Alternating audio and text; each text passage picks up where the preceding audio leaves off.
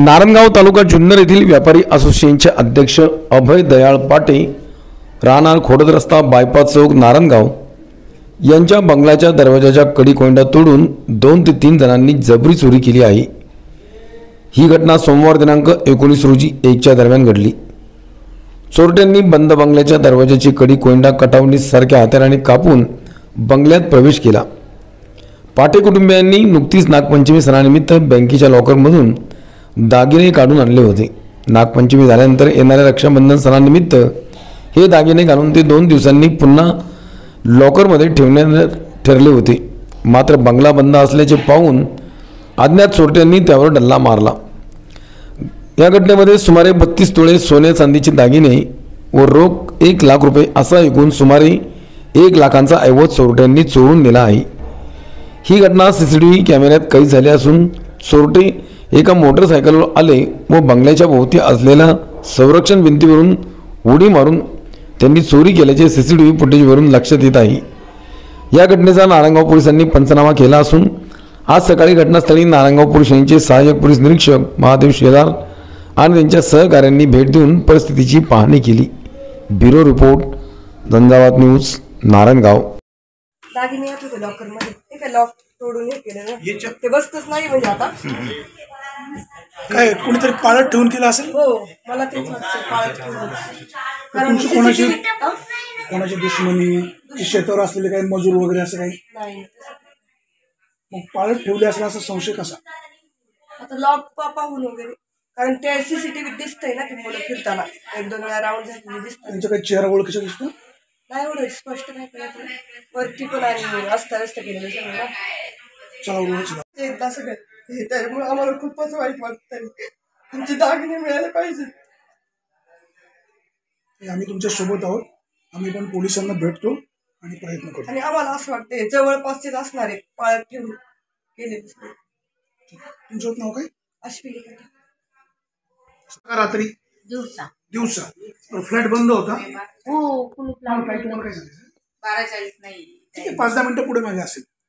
मग पुढे काय झालं? मग आम्ही कुलूप लावून गेलो निघून। कुठे गेलो तुम्ही? इथं फ्लॅटवर गेलते मी म्हणजे या माझ्या जाऊबाई जवळच बरं वड्याच्या वरती गेलते फक्त। म्हणजे किती अंतरामध्ये चोरी किती वेळात फरक म्हणजे चोरी झाली आणि तुम्ही गेले किती अंतर वेळ किती फरक? म्हणजे आम्ही 5:45 आलो इथून। अच्छा गेलेच इथून 12ला गेलो 12:15। अच्छा म्हणजे 6 तासाच्या मधल्या फरकामध्ये चोरी झाली। आल्यावर तुम्हाला कळलं कसं? मी इथं दारात बसले होते दारबीर सगळं उघडच होतं आणि गेटला कुलूप होतं। तुमचं घर रस्त्याच्या कडेला आहे कोणाच्या लक्षात नाही आलं?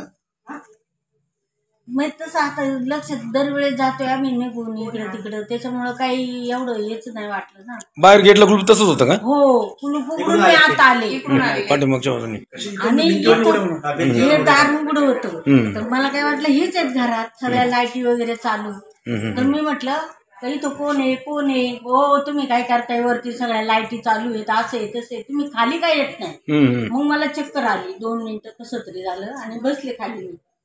मग त्यावेळेस मला मग तिथं मी बघितलं फक्त आतमध्ये जाऊन म्हटलं मग यांना फोन केला म्हटलं 5-10 मिनिटातच फोन केला म्हटलं घरात आपल्या चोरी झाली म्हटलं या तुम्ही पटकन। मग ते 10-15 काय चोरी गेलं? दागिने गेले सगळे। दागिने किती होते? 32 तोळे। 32 तोळे काय नाव सांगते काय? धनीमाळ 7-8 तोळ्याच्या म्हणजे माझ्या बांगड्याच्या बांगड्या सुनबाईच्या आणि कानातले झुमके वगैरे 2-3 रिंगांची जोड नाही भेटणार। ऐका ना तुम्ही कार्यक्रमासाठी जाणार होता असं कोणी याच्या अगोदर सांगितलं होतं का आम्ही कार्यक्रमाला जाणार आहे म्हणून? नाही कुणालाच नाही। मी माझ्या माहेरी होते माहेरून आले लगेच गेले मी ना तिकडून। पोलीस कंप्लेंट झाली? हो कधी केली? रात्रीच केली। रात्री? घटना कधी झाली? 12 वाजता सकाळी। मग कंप्लेंट एवढ्या उशिरा का केली? मग पाहिलंच उशिरा ना 5:45ला। संध्याकाळी 5:45ला पाहिलं ना?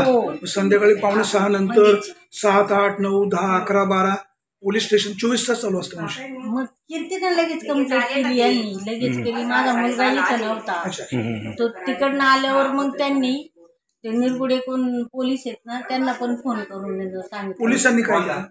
पोलिसांनी येऊन सगळी पाहणी केली म्हटले हात नका इथं काय होतं म्हणजे हे करू नका. तुमची मागणी काय?